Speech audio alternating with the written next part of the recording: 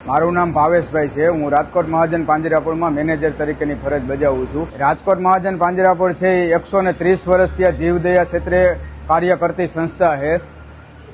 આ સંસ્થા છે એ 5,500 જીવોને આશ્રય આપેલો છે। અત્યારે અમારી પાસે 5,500 જીવો છે। તેમાં ગાય, બળદ, વાસડા, ઘેટા, બકરા, ઘોડા, ગધેડા, મરઘા, કબૂતર જેવા બધા પશુ પક્ષીઓ થઈને 5,500 જીવોનું અમે રક્ષણ કરીએ। ખાસ કરીને સ્લોટર હાઉસે જતા હોય એવા પશુઓને પોલીસ મારફત પકડાઈને આવે ત્યારે એમને આશ્રય આપીએ છીએ। બીમાર હોય, અંધ હોય, અપંગ હોય અથવા ન ધડિયાનતા હોય અને જે પશુઓને તરસોડી દેવામાં આવ્યા હોય એવા પશુઓને આપણે પાંજરાપોળની અંદર આશરો આપતા હોઈએ છીએ।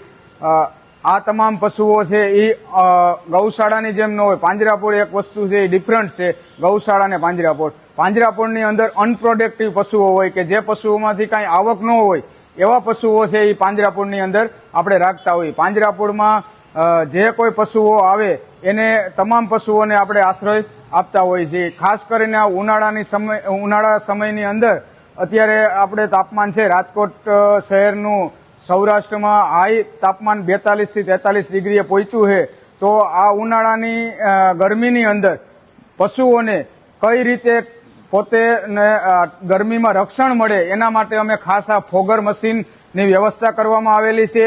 આ ફોગર મશીનથી તમામ પશુઓને આ વાતાવરણ જે ગરમીનું વાતાવરણ છે એનાથી રક્ષણ મળે અને આખો દિવસ જે છે એ વાતાવરણ ઠંડુ રહે છે। અને આ ફોગર મશીન છે એ અમને અરહમ યુવા ગ્રુપ રાજકોટ અને રાષ્ટ્રીય સંત શ્રી નમ્રમુનિ મહારાજ સાહેબ દ્વારા અમને આ ફિટ કરી આપવામાં આવેલ છે।